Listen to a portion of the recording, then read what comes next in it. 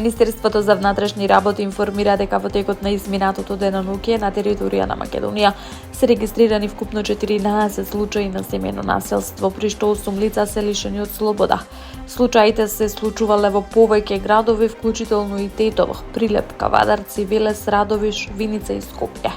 Во Тетово 47 годишен маж е приведен откако неговиот 76 годишен татко пријавил долгогодишно семејно насилство, при што осомничениот под дејство на алкохол секојдневно упатувал закани и кршел предмети во домот. Во друг случај, во Тетовско 27 годишен маж се заканувал на поранишната партнерка пред домот на незините родители. Полицијата интервенирала и во Прилеп, каде се пријавени физички напади меѓу браќа и напад врз сопруга од страна на сопруг, како и во Кавадарци и Велес, каде биле приведени мажи поради физички напади, закани и оштетување предмети кон партнерките. Дополнително на автопатот градско Велес, 48 годишен маж од Скопје физички ја нападнал својата партнерка во возилото. Од МВР најавуваат дека по целосно документирање на сите случаи ќе следуваат соодветни кривични или прекршочни пријави. Надлежните апелираат до граѓаните да пријавуваат семејно насилство, потенцирајќи дека навремената реакција е клучна за заштита на жртвите. Министерството за внатрешни работи информира дека во изминатото деноноќе на територија на државата се уапсени 12 возачи поради безобзирно управување возило.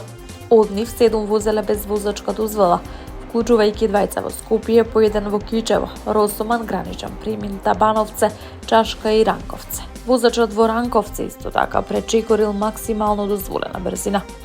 Дополнително, санкционирани се возачи поради пречекорување на брзината во регионот на Тетово, Куманово и Свети Никола. Еден возач во Скопје управувал возило со изминат рок на важност на сообраќајната дозвола.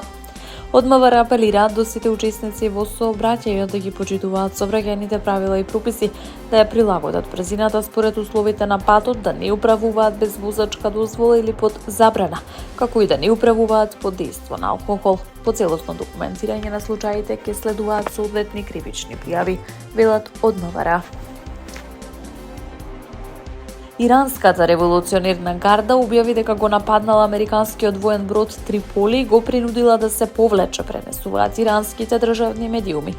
Во соопштението што го пренесе агенцијата Фарс се наведува дека бродот бил нападнат со молскавични ирански проектили. Пошто, како што тврди иранската револуционерна гарда, се повлекол подалеку во Јужниот Индиски океан. Американската команда за Блискиот исток засега не ги коментира овие тврдења. Триполи, амфибиски јуришен брод што може да носи хеликоптери и борбени авиони, пристигна во регионот на 27 март. На бродот се наоѓаат околу 2500 маринци и околу 1000 придружен персонал. Благодарение на американскиот претседател Доналд Трамп, позициите на Соединетите Американски држави и Западот како целина по многу прашања се целосно разоткриени, изјави денеска белорускиот претседател Александар Лукашенко на средбата со генералниот секретар на Организацијата за колективна безбедност Талбек Масадиков. Лукашенко рече дека светот се соочува со разни проблеми, вклучително и нивото на вооружување во одредени земји, и рече дека сите контроверзни прашања мора да започнат да се решаваат, пренесува белоруската новинска агенција Белта. Не е јасно во која насока ќе се развива светот и како ќе се структурираат меѓународните односи, но позицијата на Соединетите Американски држави и Западот е целосно разоткриена. Трамп ја разоткри оваа ситуација и сега разбираме во каква состојба се човековите права и каде исчезна демократијата. Мора да извлечеме соодветни заклучоци од она што се случува, особено во однос на Иран, нагласи белорускиот претседател. Лукашенко рече дека најопасната работа за САД е што американците ја покажаа својата ранливост и дека самите разбираат дека никогаш нема да можат да ја победат Кина, нивниот глобален ривал.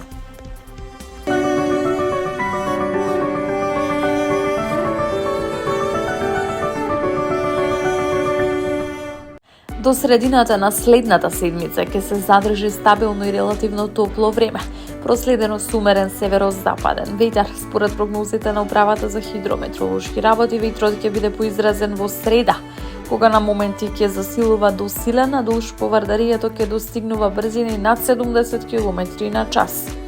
Во среда ќе биде променливо облачно со услови за краткотраен локален дожд во западните делови. четврток ќе преовладува променливо облачно, а во следните 2 дена облачно време со локални врнежи од дожд кои ќе бидат пообилни в сабота. Од петок ветрот ќе го смени правецот, ќе дува од југоисток, што дополнително ќе влијае на временските услови во наредните денови.